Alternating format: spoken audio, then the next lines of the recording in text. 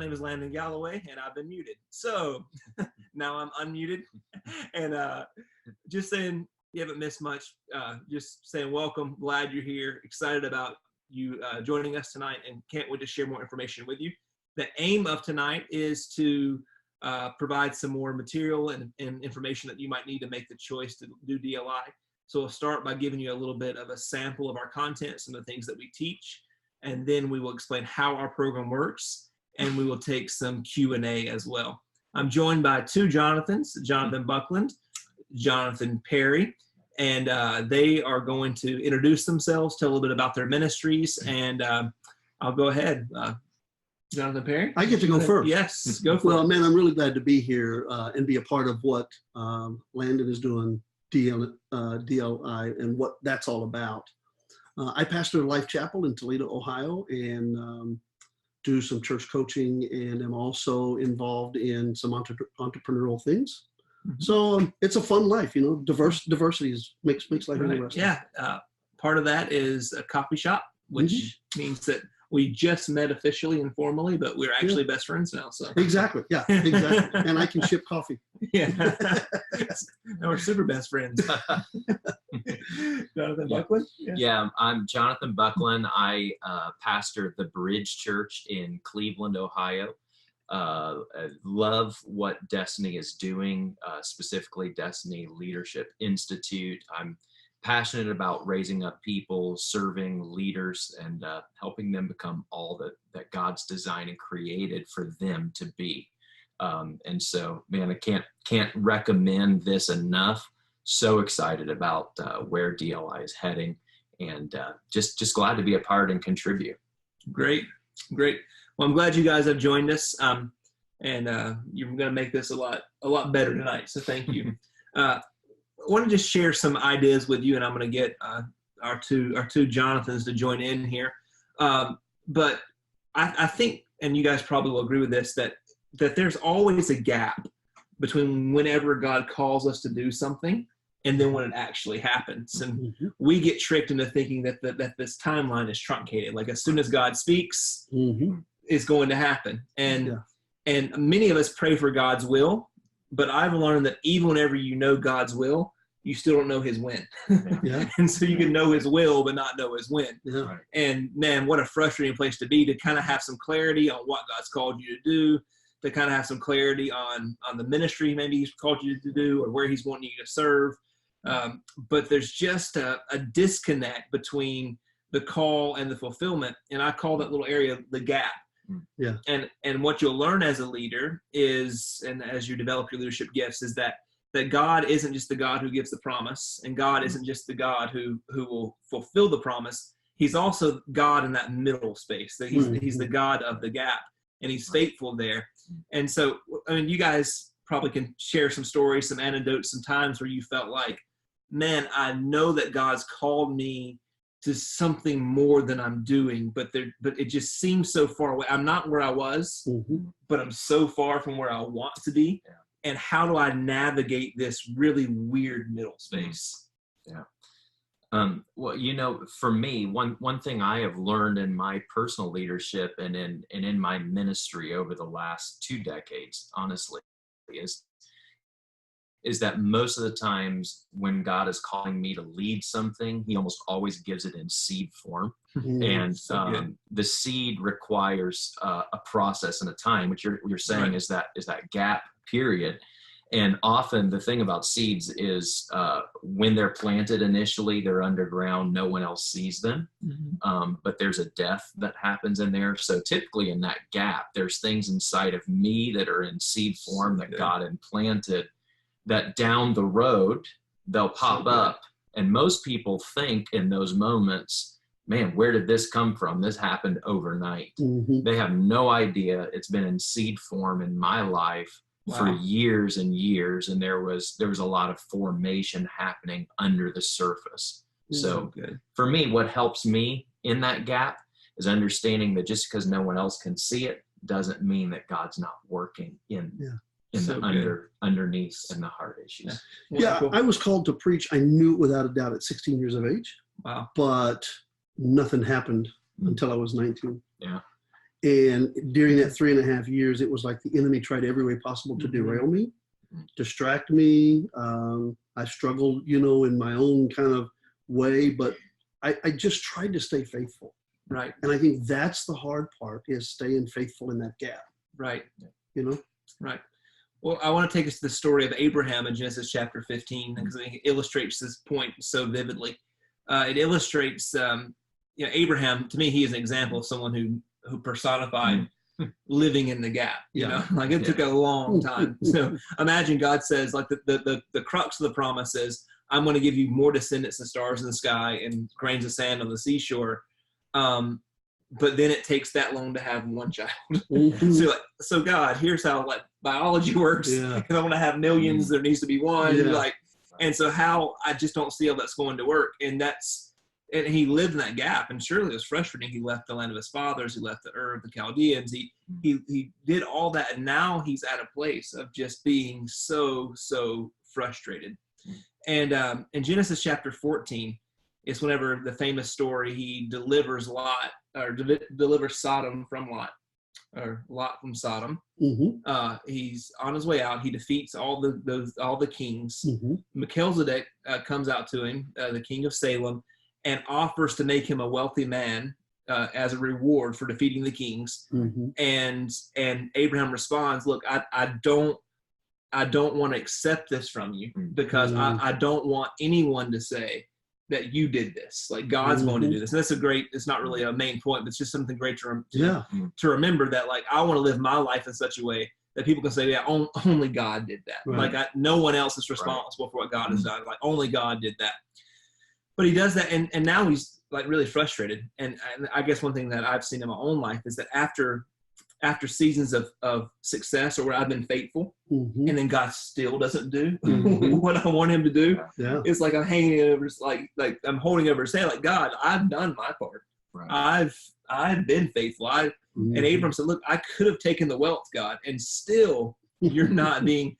And so I think there's nothing more frustrated than unrewarded success. Right. Whenever you've been faithful, whenever you've passed the test, and yet God still isn't doing what you think he'll do. Well, I think the greatest danger is missing an assignment because of an opportunity. Wow.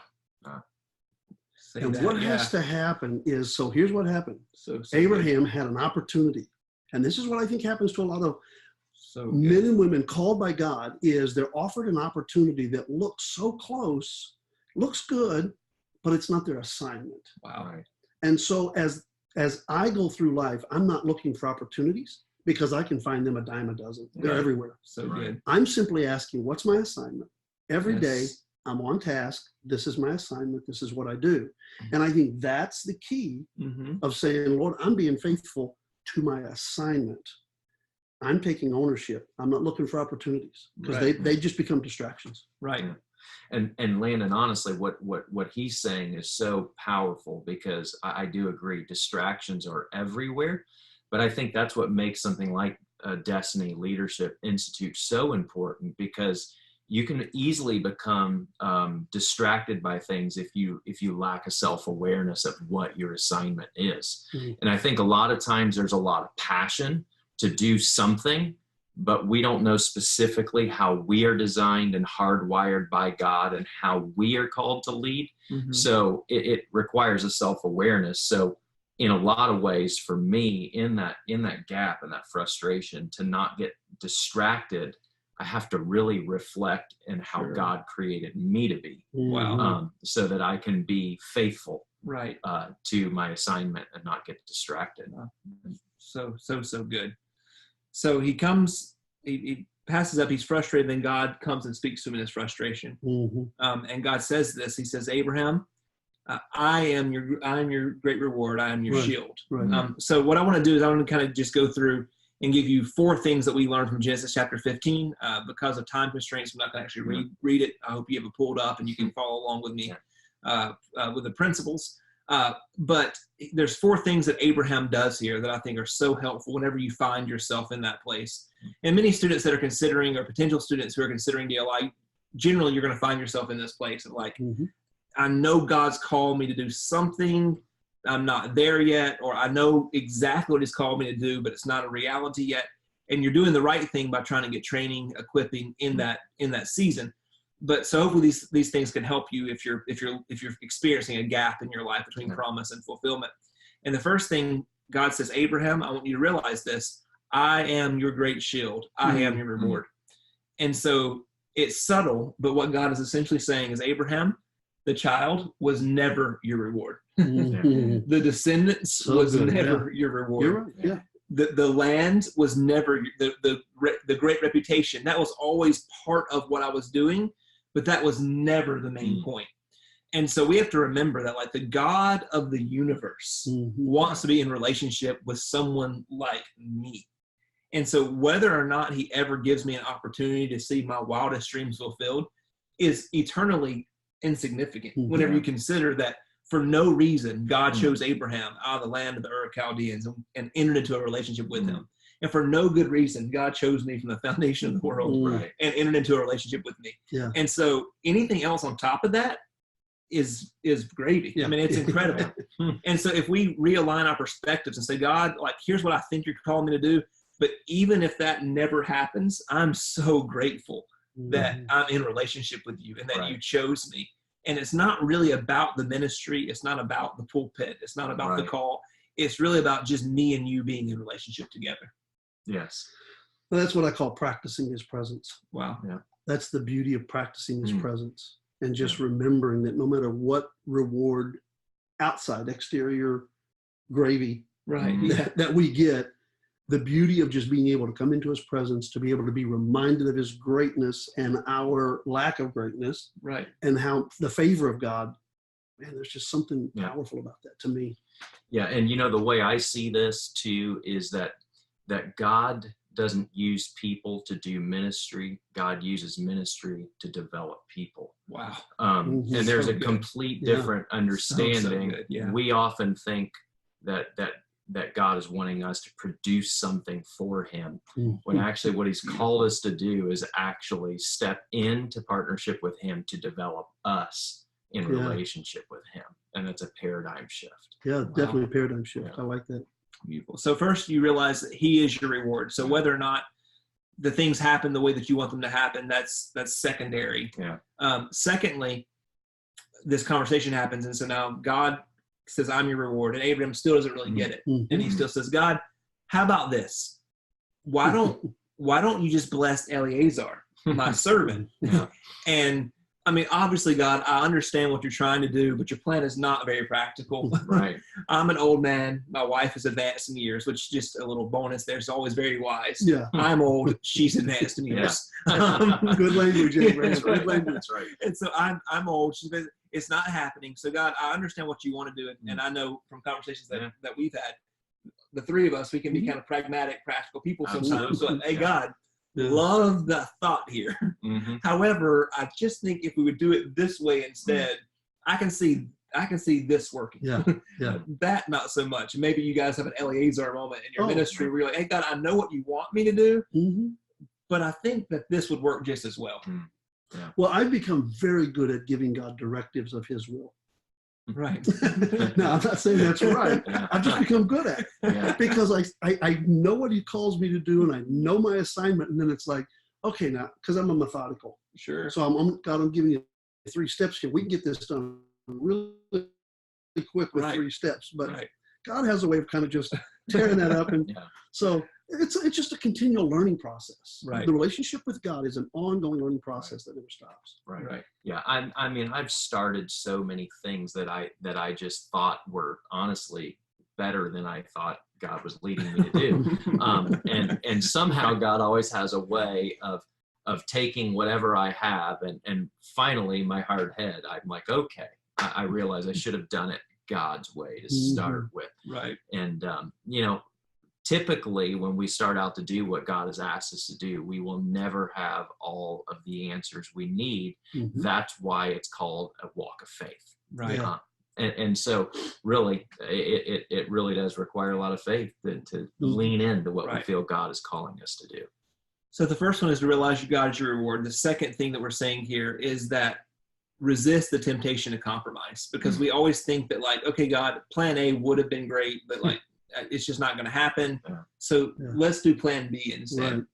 And to that, God responds like, Abram, actually, I'm not going to do that because I've got something bigger. That's where he reaffirms the promise of the stars and the sand and the great name, the reputation and the honor, because his plan A isn't canceled out because we have to wait. And so we can't get ahead of him. And so to realize there will be a temptation to compromise in your gap season, in that season of frustration. Like, okay, God, I know you've called me to do this, but I'm tired of waiting, so I'm going to do this instead. Right. God, I know you have the perfect wife for me or the perfect spouse for me, but this one's pretty. So there's just this temptation to like, okay, God, I know what you want, but I'm going to do this instead. Yeah, absolutely. Yeah. So that's the second one. So realize that God's your reward, number one. Secondly, avoid this temptation to compromise. Then God says, okay, Abraham, I understand what you're saying. Now let's do this. I want you to go out and get some animals, and I want you to cut them in half and to get some birds, and don't cut the birds in half, just sacrifice them. And you want to explain why? No, Me? I'm just kidding. No, I don't. You asked, I answered. No, I don't want to explain it. But this is this sacrifice process that's going on. And so God asked Abraham to sacrifice. And now if I was Abraham, I'd say, God, let's talk about sacrifice. I left her. I've been following you through the wilderness. The promise says, I've already sacrificed a lot, and you're asking me to sacrifice again. And so when you're in the gap season, I think it's important to remember that you need to sacrifice and serve until it happens. And like, there's never a place where you can go, you know what, I've done my time. I've done all that I'm going to do. And if God, you're not going to keep up your end, then I'm done keeping up mine. Right. So Abraham still sacrificed, even though he had every reason to go, okay, God, I've done enough. Yeah, in my ministry and leading our church, one thing that's always fascinated me is, as the leader, I'm required to go first. And we tend to have this thought that once we've sacrificed to a certain level, that we've done our time, like you say. And I've realized that God always just requires a bigger sacrifice down the road, and you can never get comfortable being willing to make that step, and that's tough. It requires constantly being willing to go there. Well, I think you think about, Jesus talks about us dying. He said, take up the cross daily. Paul talked about dying daily. And I think as Christians, we get to a place, tying into what you said, where we're like, I don't have to die anymore. I've died all I can die. I'm dead. I'm done dying. Right. And so what has to happen is that there has to be that continual crucifixion of the flesh to say, you know what? I'm dead, and I have to remember to stay dead. Right. Stay dead. Just stay dead. Right. Because human nature always wants to raise up and say, wait, I died yesterday. I'm going to live my life today. Right. But it's the challenge of sacrificial living to where you wake up every day and say, I'm going to die again today. Right. And that's not popular, but it's powerful. Yeah. So true. And I can't help but think about the man that Jesus tells the parable about, a man who finds the treasure, sells all that he has.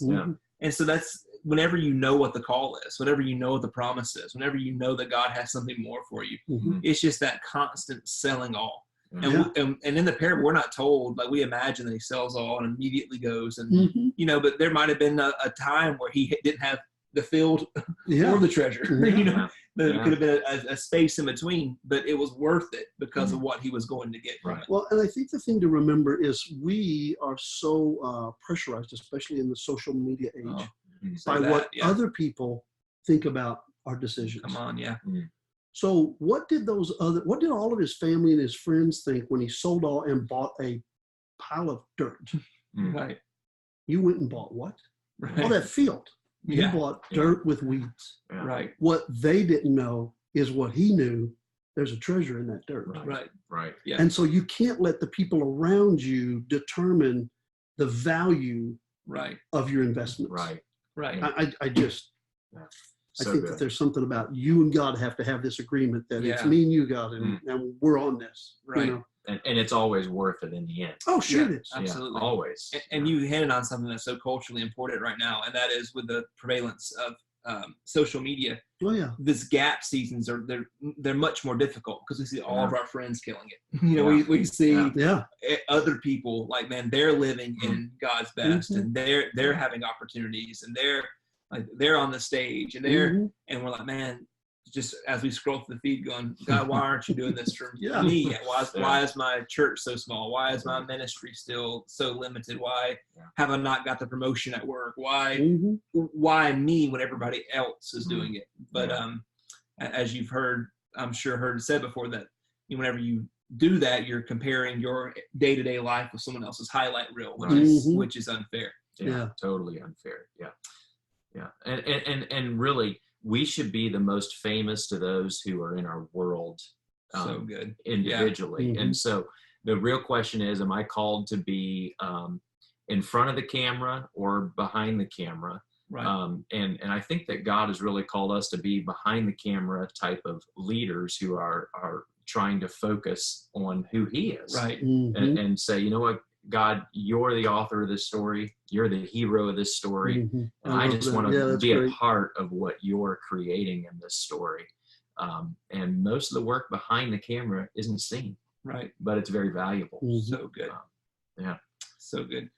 So, and just another brief point that I think is a really weird detail in this story is that after he's made the sacrifices and he's killed them and they're dead, the birds of prey come and rest on them. And it actually says that Abraham gets up and like shoos them away. And it's so like, why would you even include that? What inspired, why did the Holy Spirit inspire the author of Genesis to even include that really odd detail? But I think what they're wanting us to see here is that Abraham kept preserving the sacrifice. So he just kept doing it. Like, okay, God, here's where I'm going. Here's what I'm giving. Here's what I'm doing.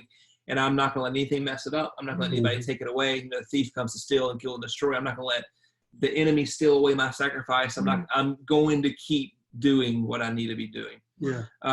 So that's great content. So the last point here. So the first thing, the Lord is our reward. Secondly, we have to resist the temptation to compromise. Thirdly, we have to keep sacrificing for what we believe God has called us to do. And finally, we have to realize we can't underestimate the sovereignty of God in our lives. Because here's how the story ends. God puts Abraham into a deep sleep. And then it says like a pillar of fire, like a flaming torch walks through the middle of the carcasses. So here's what that means. In an ancient covenant, what would happen is two parties would come together. So Jonathan and I were going to sell a piece. I'm going to buy a piece of land. And the way that we confirm that is we sacrifice an animal, we get arm in arm, and we walk through the animals together. And essentially we're saying to God and to everyone else and to the village, so if I were to break my covenant with Jonathan, then the same thing should happen to me that happened to these animals. I should be split in two, because that's some serious covenant. That's Right a there, serious that's covenant, like, right? That's like like, that, no, we're not going to repossess your house. We're coming after you, Jack. Right, we're gonna split you in half. Right. And so that's what's happening. And so that's how the covenant will work. Well, now obviously we know that all throughout the Bible, particularly in the Old Testament and the Pentateuch, the first 5 books of the Old Testament, God is consistently represented as a pillar of fire or as a flaming torch. So what's symbolized here is that God himself is passing through the animals while Abraham slept. So the covenant abilities, not because of what Abraham had to offer, but because God spoke the promise. And if that's one thing that I really, really wish I understood when I first started out, that God was going to take me where he took me because of his goodness and of his grace in my life. And of course, we all play our part. We get the training, we get the development, we practice obedience, we practice the presence of God. We not downplaying what we need to do, but to trust that like God's going to get me to where he wants me to be. That's because so hard. he wants me to be there. Yeah. And it's not up to me. I don't, yes, you need to partnership's important. Yes. But it's not all about the networks that I'm in or how many friends that I've got or how educated I am. Or like, I know a lot of people with a lot of degrees that aren't in that aren't doing things with their degrees, because Mhm. it's not just about Yeah. the degree. It's not Mhm. just about the connections. It really is about, okay, if God's called you to do it, he will make sure it happens. Mhm. The platform that Jesus built was one he died on. It wasn't a glamorous platform, but that platform that was created changed the world. And I think what you're hinting at Mhm. with this is really it's that who owns my story. Right. It's that final surrender piece. Like Mhm. either I own it So or good. Mhm. or God owns my story, and that's a level of surrender to where we say, God, you know where I need to be. You know how this is going to play out, and my responsibility is to be attuned to what the Spirit's saying, Mhm. and just take those steps of faith when doors open. Yeah, that's just. I don't know that I have anything to offer that, because I think to that right there, that narrative is that we are a part of God's story. God's not a part of our story. So, Yeah. wow, that's worth the webinar right there. And I think Great. that right there, talking about the whole story plot and the whole, I think there's just something really powerful that keeping perspective. This is God's story, and I'm allowed to be in his story. Right. And if I wasn't even planning on going there, but if you keep reading on, like God tells Abraham, but I'm doing this, and then 400 years from now, there's going to be slavery, and the lands that your people are going to, that's going to possess, they're still living in sin, and they've not felt my wrath yet, which is like, okay, a thing theologically that we can explain later. But his big point is like, you're frustrated about what's happening right now, and I'm already like 400 years from now. Right. Like I'm already thinking about your grandkids, grandkids, and you're consumed about like what's happening right now. And so I think sometimes in those seasons we get so consumed with how we feel right now, and God's like, man, I'm way ahead of you. We oftentimes get lost in the moment, what God actually intended to simply create movement in our life. Wow. And so we can get so thrown off by the moment we're in that we miss the bigger picture of the movement that God is creating. And the movement is the bigger story. It's the grander scheme. So don't get lost in that frame of the moment, but let God create movement. So good. All right. And so we have a request to repeat the steps. So let me go one more time. So first, you realize that God is the reward. Secondly, you resist the temptation to compromise. Third, you keep sacrificing and serving. And fourth, don't underestimate the sovereignty of God. So those are 4 things that I think really help us in these gap seasons. That's great. So I appreciate you guys being on and doing this. And Been great. Why don't we do this? I just feel let's take a moment and just pray this over the people watching. One of you guys want to jump in? And why don't we let Pastor Perry? Pastor Perry? Yeah. You look at me like we'll let the old man. No. Hey, this has been great. Father, we just thank you for our time together, and we just thank you for what you're doing in all of those who are watching right now. Now, we believe, Lord, that you have your hand upon every person watching what is happening in this broadcast and in this time of us coming together. And we just declare that your will be done, your kingdom come, your work be manifest in their lives, and let something that's spoken in this time together just come alive in their spirit and move them forward. In Jesus' name. Amen. Well, thank you guys. Thank you. Thank you for letting us be here. Yeah, so you guys can be dismissed. We're All right. going to do a little shop talk now for all those who are considering DLI. So I'm just going to take a few minutes. It shouldn't take too long. I'll give you an overview of our program, how it works, some of the details, and then if you're interested, you can throw me some questions in the Q&A box. I'm watching both the Q&A and the chat box. So if you have specific questions about how DLI works, then we'll be glad to do that. But we wanted to give you an opportunity here to learn more about the program. I know many of you have questions. Perhaps you've filled out an application, or you've expressed interest that you would like to do DLI and just need a little more information about how it works. And so that's what we will aim to do this evening. Real quickly, we are a 2-year program. It is delivered entirely online. There are 5 courses plus an internship component every year. So whenever you start in the fall, you'll take Introduction to Bible, you'll take Old Testament, and you'll have an internship. That's kind of your flow for the fall. And so whenever you do that, you log on. Every class is broken into 2-week units. So it'll open up on a Monday morning. You'll have 2 weeks where you get to decide, where you get to do a list of tasks that will lead you to the course objectives. Sometimes that's reading a book. Sometimes that's watching a video and taking a quiz. There's threaded discussion forums, so you get to interact with students from all over the country in the discussion forums, along with your professors and some of our alumni and teaching assistants who are interacting in those forums. So that's how the content is delivered.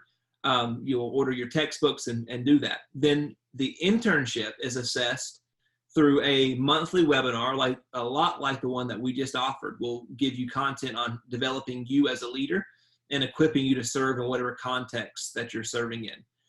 So there's a lot of really practical nuts and bolts that are happening in these webinars, and we have guest pastors and speakers who are very equipped and qualified to give you great information. And it's for me, the monthly webinar is worth the price of tuition, because there's so much gold that you receive every single time that can help you develop into the leader that God has called you to be. So all that is basically how it works, all online, all done at your own pace, other than the monthly webinars. So you'll do 1 year. First year is really based on, focused on discipleship. So you're doing a lot of like learning the Bible, Old Testament, New Testament, basics of servant leadership, things like really foundational. The second year we get into more leadership principles, where we talk about self-management, spiritual development, spiritual maturity, and begin to practice the leadership gifting on your life by developing strategies that will help you lead stronger than you've ever led before. Our tuition is $1,500 per year, and you can pay that out in payment plans. If you've not filled out an application yet, you just go online to destinyleaders.com. It should be easy to find from the homepage on how to apply. When you apply, we'll follow up with you and give you the next steps, to give you the next steps on what you need to do. So it's basically, it's pretty simple. It's basic, but if you have any questions, I'm expecting those to come in. I want to start trying to troubleshooting some and giving you anything that we can. So one question that just came in that's a good one is how many hours are in the average DLI week? So that will vary from student to student based on how much time you want to spend, and also maybe your own personal educational background and how prepared you are. Our program really is designed for someone who's not had much formal education, so there's not a large prerequisite for you to begin. But the average student starts, I would say, about 5 on the low end to 10 on the high end hours per week of study time, as well as serving at least 5 hours in your local church. So we do not want you to just study. There are plenty of good study programs online. You can learn a lot about the Bible and theology and ministry from online sources. The distinctive of DLI is that while you're studying, you get an immediate opportunity to apply what you're learning within the context of your church or any other ministry or Christian organization that you're working for. So you're actually able to put this into practice immediately. So 5 to 10 hours of study, 5-ish hours of service time. And so that's the average time commitment. One little nugget about the time commitment is that DLI is so doable if you stay on top of it. If like you have a routine where an hour a day you're studying, you're going to be fine. Because it's a 2-week unit. If you wait until Saturday night and the unit closes on Sunday night, it's going to be hard. Like I'm working on a PhD, and it would be hard for me to do all that work on a Saturday night. Like it's not designed. It's designed for you to do a little bit every day. It's going to pile up on you. Students who are successful have a strategy from the beginning to do a little by little. So that's a little bit about the time commitment. Each year starts in the fall is the question that's coming in. So we offer semesters, fall and spring. So if you start year 1 in the fall, you would finish it in the spring, and then you would start again in the fall. If for some reason you can't make it this fall, you could start in the spring and then continue next fall. So there are 2 opportunities currently to join. So you can either join in September or January, and then it rolls through at the current time. So the September will start, the semester will start the week of Labor Day in September and wrap up right before Christmas. And then about mid-January, we start again. So that's how the semesters work.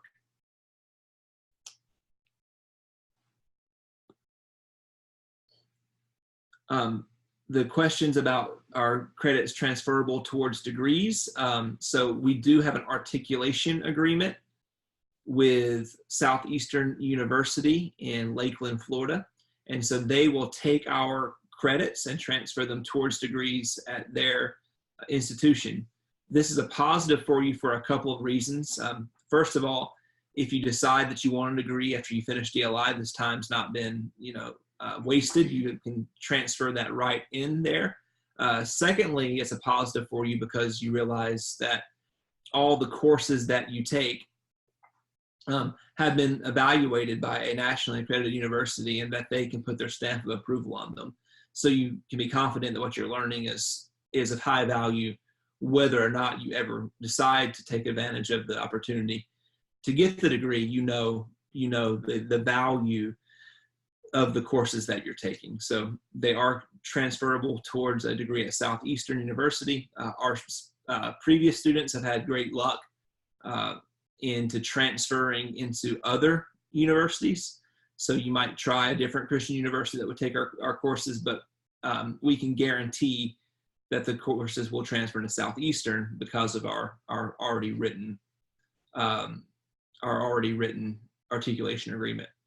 So there are some questions about how DLI relates to other church-based internships, and this is a little tricky. So let me just try to explain here.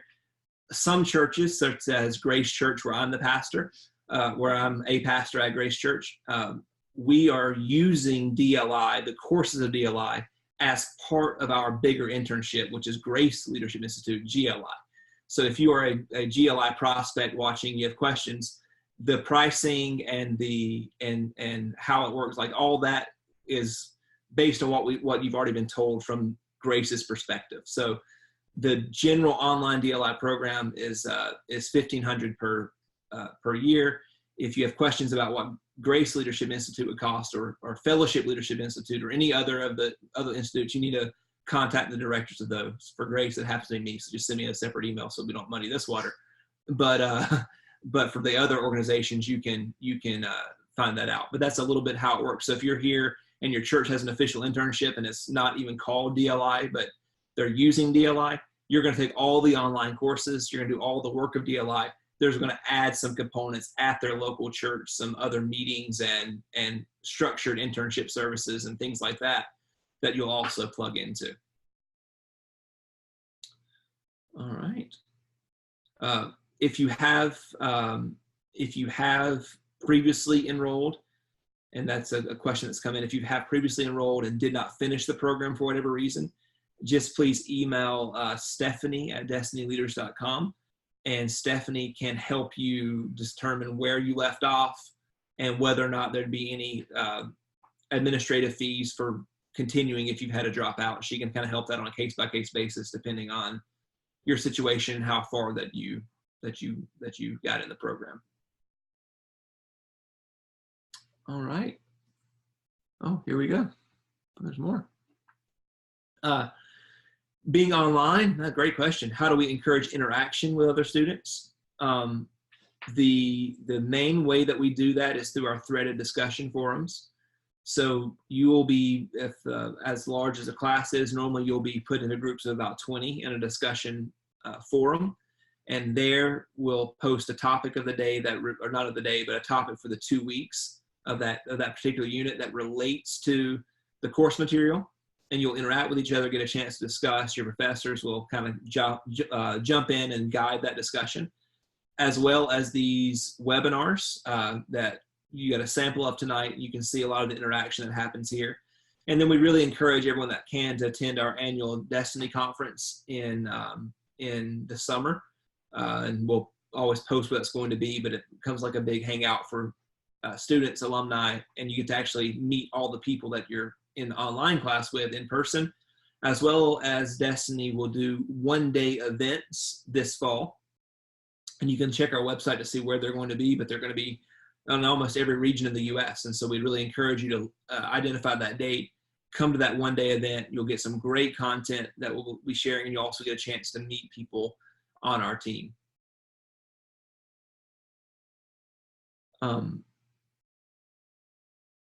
So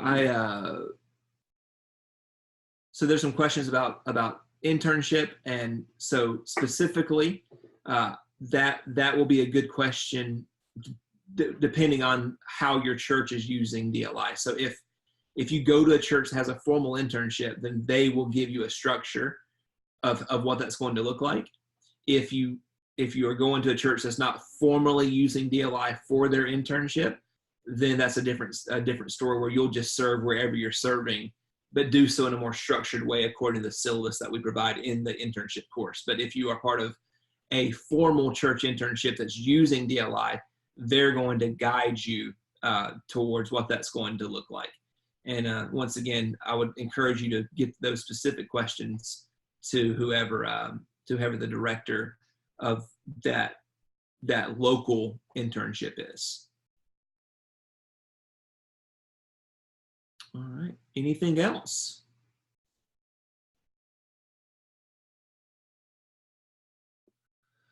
Okay, so what happens at the end of 2 years is the question. At the end of 2 years, you will not have a degree. You will have a certificate of completion that can transfer into Southeastern University towards a degree. You would be being licensed and ordained, those questions. DLI can be part of that, but where that starts is a conversation with your pastor. If you are obviously attending a local church, so you need to approach that conversation with your pastor to see if he sees that on your life, whether that is to be licensed or ordained, and if so, then on a case-by-case basis, we'll communicate with you, and we'll look at our program, what's happening with it, and get you closer to licensing and ordination. So being licensed and ordained through Destiny, going through DLI is a prerequisite of that. You need the first year to be licensed, the second year to be ordained. It's a prerequisite, but it's not the only prerequisite. It starts with your pastor and letting us know, hey, this is a person that we see ordained for ministry.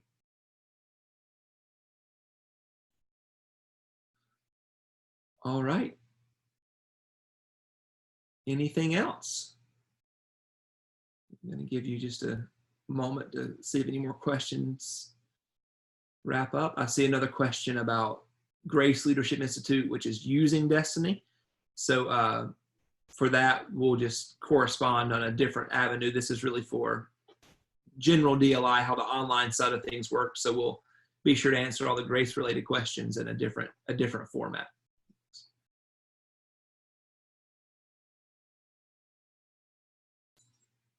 All right. Well, thank you so much for logging in. This is just the beginning of a conversation. What I would encourage you to do, if you have any more questions that didn't get answered or I didn't answer adequately, you can always shoot us an email. You can email me, landon@destinyleaders.com, or whoever you've already been interacting with. They'll be sure to get back with you. And I just encourage you to take the next step. Don't do it. Don't save it for later, because we don't ever do things that we said we're going to do later.